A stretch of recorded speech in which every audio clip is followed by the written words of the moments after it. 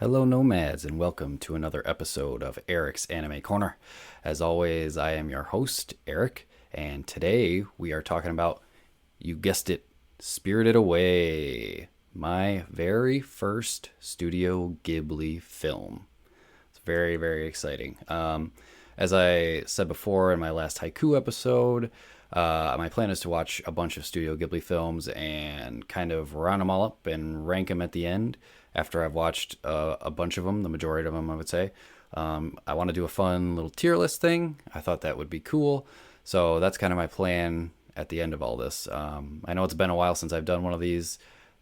June's been a super busy month, super crazy. I did my haiku episode back in May, so I've been slacking off a little bit, but I wanted to get back into it. My plan is to still release these every other week or so. I think it would be fun just to kind of crank through these Studio Ghibli movies as fast as I can without kind of burning myself out. So as of right now, that is still the plan. We are going to do one every other week, and hopefully there should be a new episode every other week. I'm shooting for Mondays, so look out for those. Subscribe on your favorite podcast service or watch the YouTube version, because this is one of the few shows we have at the Nomads of Fantasy that has a video component. And if you are watching the video, you can see that I've done something a little different here.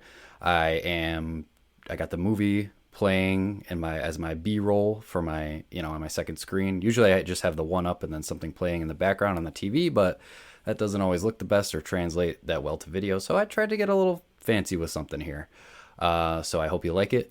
If you have any other suggestions of things that I can do, leave a comment. You can email us nomadsoffantasy@gmail.com as always. Follow us on social at Nomads of Fantasy on Twitter and Instagram, all that good stuff. But for now, let's get right into it. And as always, let's start with the what. What is Spirited Away? Well, it's a movie. It's about 2 hours long, and it was written and directed by Miyazaki. It was released in the year 2001. And it is a fantastic movie. As I was researching Studio Ghibli, because I didn't know a ton about it, I was trying to decide which movie I should start with. I was asking around, what's the most critically acclaimed Studio Ghibli movie? Which one should I watch first? And Spirited Away was always at the top of the list for those movies. So that is the one that I chose to start with. Getting just a little bit into the plot. We're not going to go too crazy with it, just because we want to keep these episodes short. The main character follows a 10-year-old girl named Chihiro. Her family, her mom and dad, they're moving to a new house, so they're on their way there.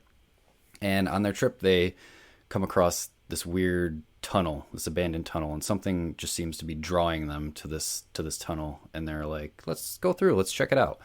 So they get there and they're walking around, and it's kind of like an abandoned amusement park type thing. But really what they stumbled into is the spirit world. It's called the world of Kami, which is just the Japanese name for the spirit world. So basically, Sen, I called her Sen. That's very disrespectful. Her name is Chihiro. We'll get into that later. But Chihiro's parents, they smell this food. They're really hungry after this long road trip. And that's funny. The B-roll is matching up perfectly with what I'm talking about. They find all this food in this marketplace, and they just start gorging themselves on it. It's almost like they're possessed by something just to keep eating and eating and eating. It's not like a normal type of hunger. They just keep eating and eating. And then they eventually get transformed into pigs. And obviously Chihiro is horrified. She doesn't know what to do. She just wants to go home. And that's really her whole mission throughout this entire movie, is to find a way to get home, get out of the spirit world, and to rescue her parents and turn them back into humans. So that's kind of where we leave off here. There's tons more details. Like, she meets Haku, which is the main person that helps her throughout her entire journey here. And then Yubaba is the one that kind of hires her in the bathhouse and everything. And she meets, some other characters along the way, but I feel like that is just a brief overview of the plot. There's so much that happens in this movie. It's kind of tough to jam it all into a 15-minute little segment like I'm doing here, but I will try my best. But I feel like that's a basic overview. I kind of want to just get into now part two of every Eric's Anime Corner, and that is the why. Why do I would say I love this movie. Why do I love this movie so much? I think it is fantastic. I really really liked following Chihiro on her journey throughout the spirit world. You meet so many unique characters, so many like different types of characters. I feel like frogs are a recurring theme in this movie. There's a lot of weird frog people, and I guess that's a thing I don't 100% understand. I think like are all of these beings in this world, are they spirits, or are they just other beings that live here? Like because I know there's some spirits that travel on like the train that you can clearly tell they're spirits. They're like transparent silhouettes of humans. So I'm wondering, like, are those the humans that have died and traveled to this world, and then are the other creatures just people who are managing this world? That is one thing that I was confused about with this movie.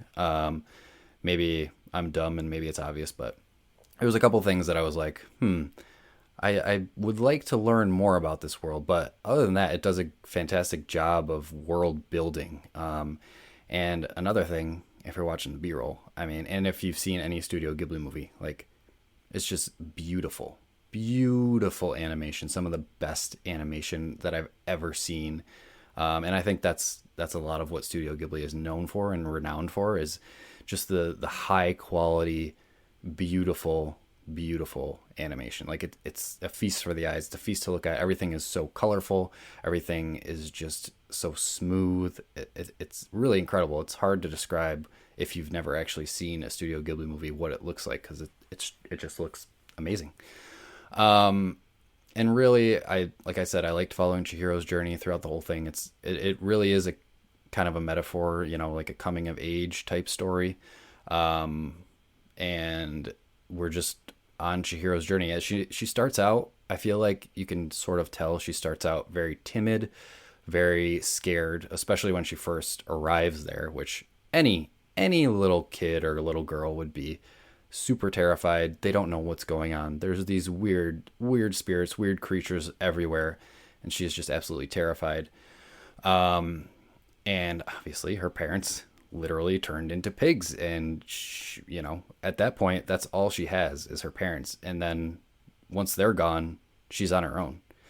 She's on her own. Obviously she has some other characters that help her, Haku being one of the main ones, but really she is pretty much on her own throughout the entire thing.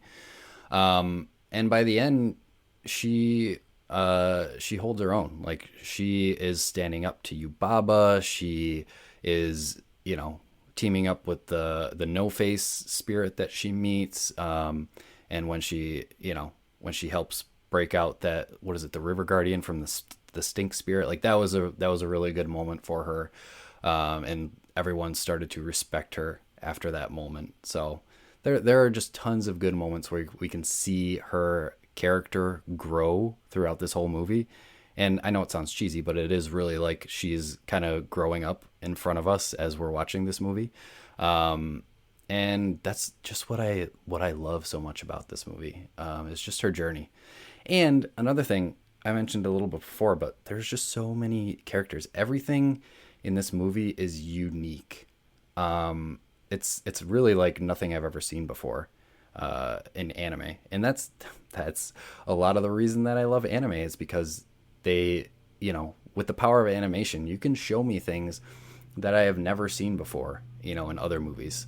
And like, there are just some shots in this movie that are incredibly beautiful, and I just can't understand how anyone could make something this beautiful with just a pen and paper, essentially. But it is just fantastic. I feel like I could gush about this movie all day, and it just makes me that much more excited to start watching other Studio Ghibli movies, because I don't know if this one seems like it sets a pretty high bar, but just this alone, Seeing this movie, seeing how beautiful it is, really, really makes me want to watch the rest of them.